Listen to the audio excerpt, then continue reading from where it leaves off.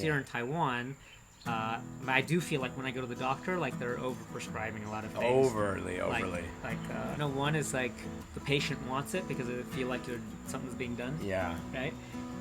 Whereas because a lot of times, I dealt with like a lot of sports injuries, like running around and, hurt myself.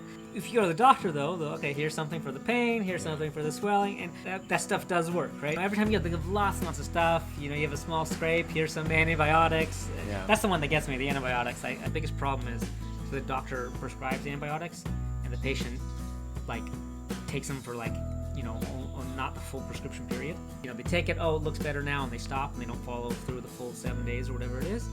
So then the pathogens are mostly killed, but they're not completely killed, and they're still there. And so what happens is the one that survives were the ones that had some small immunity to the antibiotic.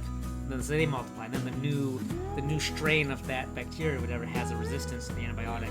And so already antibiotics are being less effective. Some people really need it. If you have surgery, for example, you really need it. I think there's also a big difference between the Western medicine and Chinese medicine, is that we sort of address the symptoms and not the causes. If you ask my dad where a lot of these sort of stresses in society come from, he's an environmental epidemiologist, and his field is actually chemicals.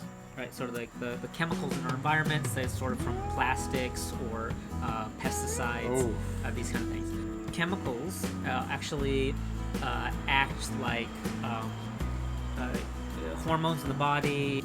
They're quite complicated, complex chemicals, and yeah, exactly. As an example. Yeah, and I drank something out of this, so it's so normalized in our society that we do it. Yeah, we don't know. My dad would never do this. And if he saw me doing this, he would scold me. We don't have any plastic bottles at my dad's house. Not even one. He would never buy anything in a plastic bottle that you consume, that you drink. And you can measure really profound effects across populations. Yeah. For example, girls hit puberty earlier now than they did 50 years ago. Yeah. So do you think is that? It's from all these things, right? It's from endocrine disruptors. Yeah. So.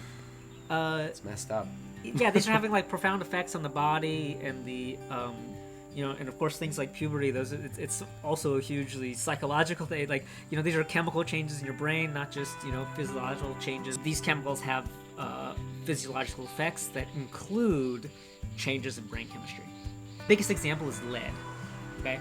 Yeah. So lead causes extreme sort of damage to brain development. It makes it difficult to, in very simple terms, it makes you less intelligent.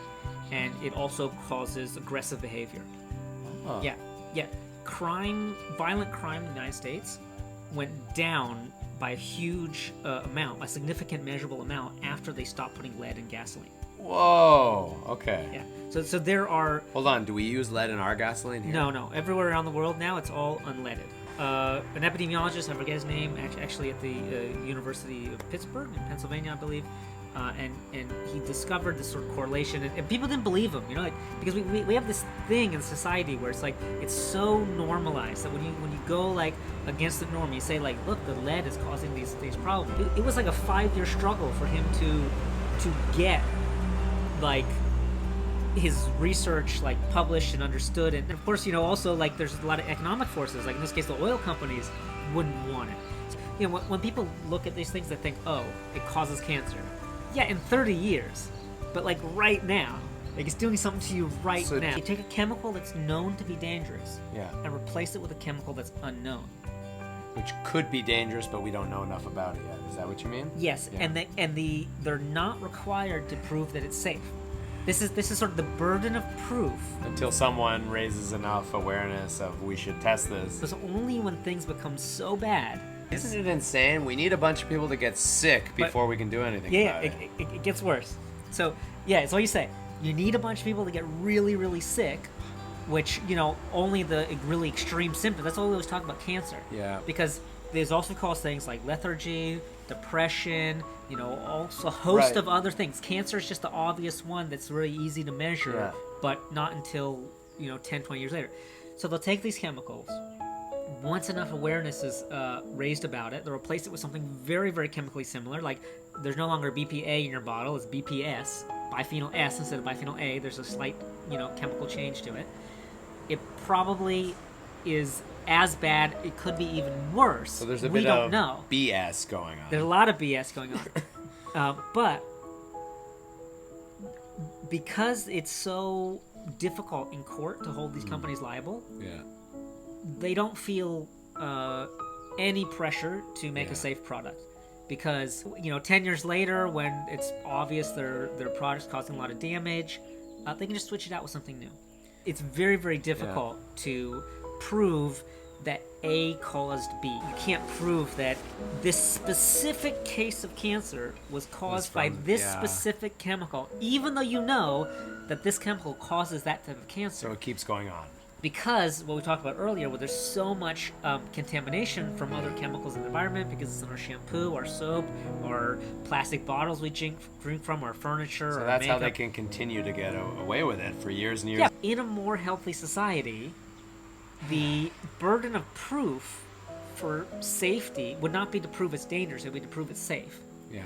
If the burden of proof was for them to prove it's safe before putting it on the market, I think that the consumer market we have now, the products that be available, everything from soap to food to containers and makeup and toiletries, everything would be very, very different. Well, I think it's time. It's definitely time. It's definitely time. I mean, there's so many other problems with the plastic, like it's indestructible.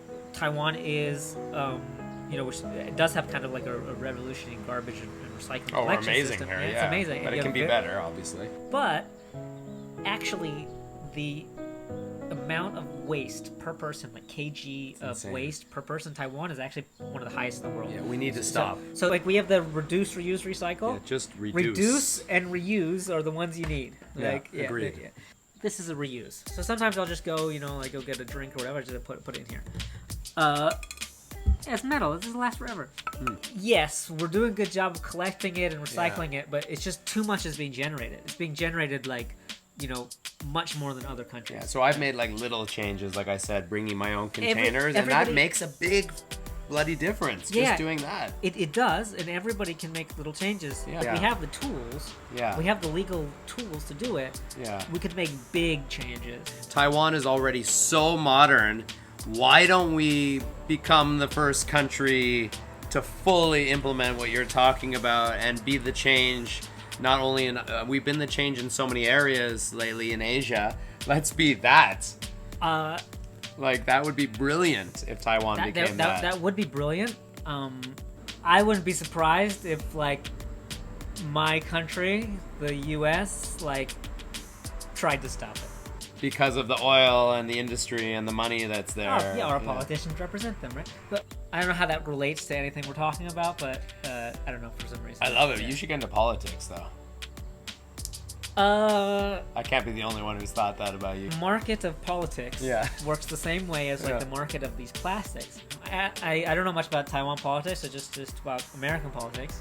This election, let's just say the president's election, was $14 billion. Wow. Okay. Just for the actual election of Yeah. What on political ad, mostly TV ads. Yeah. So they needed $7 billion each. Where does the money come from? Right? Sponsors. Yes. Who sponsors elections? Coca-Cola, maybe? I don't know. Jeff Bezos, Sheldon Adelson, Michael Bloomberg. Oh, specific people. Billionaires, right?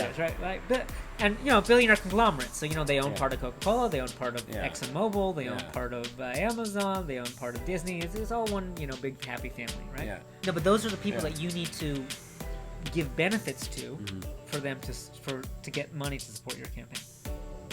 So the person that you want in politics, the person who is going to severely damage the revenue stream of an oil company by saying we need to stop killing the planet, will not have the resources to be elected. So I don't actually see much hope for the United States being able to make these changes without first going through a period of really serious political turmoil. Which is kind of what's happening right now. Isn't America quite divided right now as far as... No, but we had two candidates who were exactly the same. Right. They all have the exact same policies. Those The agendas are the Democrats same. were never attacking Trump for his policy. Their entire problem with Trump was it being rude. The Democrats in Congress, they supported like all of Trump's policy. They gave him more money than he needed, than he originally asked for the military spending. They voted to increase the president's ability for domestic spying during the Trump years. So if they really thought Trump was the terrible person that they thought they would, they wouldn't be doing this. They only cared about his manner of speaking because it made them look bad. At its best, at its absolute best, we can say the Biden years will be a return to the Obama administration. Okay. Right? Joe Biden was Obama's vice president. Yeah. He is filling his cabinet now with a lot of people who were sort of alumni of the Obama administration. Right. So at its best, we can say that it will return to sort of what Obama was doing. Well, Obama took 2 wars and turned them into 7 wars. He started 5 new wars around the world. He opened up fracking. He went through the biggest oil and gas boom in North America. He was like absolutely detrimental to the environment. You know, he covered up we had the biggest oil spill in U.S. history, the Deepwater Horizon. It was an absolute disaster. You're saying during the Obama Yeah, administration? this is the Obama administration. So during the Trump, were things better, worse, the same? No, it's just a continuation of the Obama. Of that. Yeah, Okay. yeah. Is this PC? It's news. I don't think. Who cares about what's P? I don't know what PC means. I don't know what it means. This is news. And I don't know what PC means anymore either.